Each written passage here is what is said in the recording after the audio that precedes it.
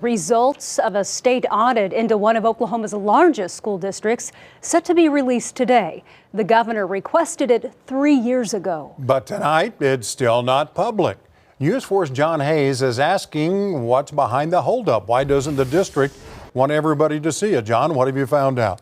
Well, Kevin, Tulsa School Board president says the holdup is tied to miscommunication between the district and the state auditor's office, adding the district really has nothing to hide.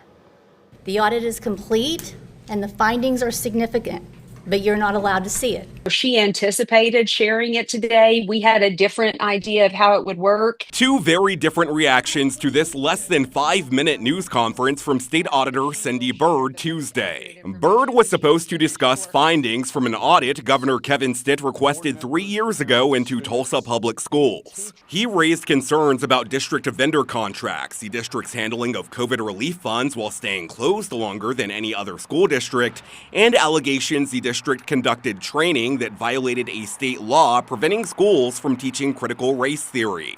But in a surprising turn, the district used this state law to delay the audit's release for at least 2 weeks.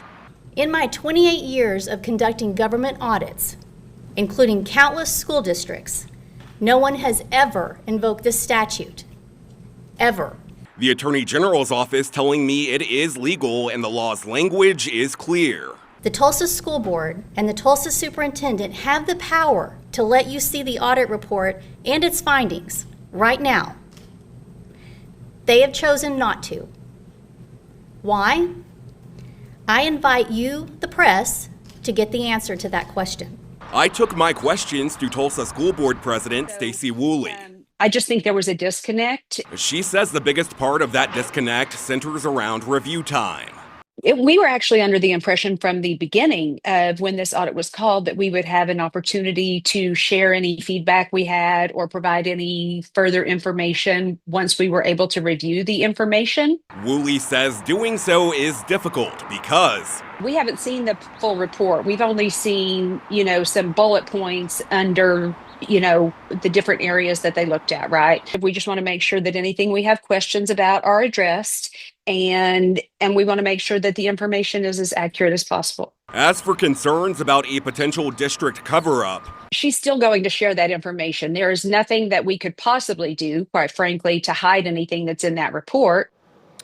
Now, Byrd says it's in the district's hands to decide if the audit is released any sooner, but a statement from the district says it does not make the decision when or when not to do so. A lot of questions still around this one, John. We know you'll follow it.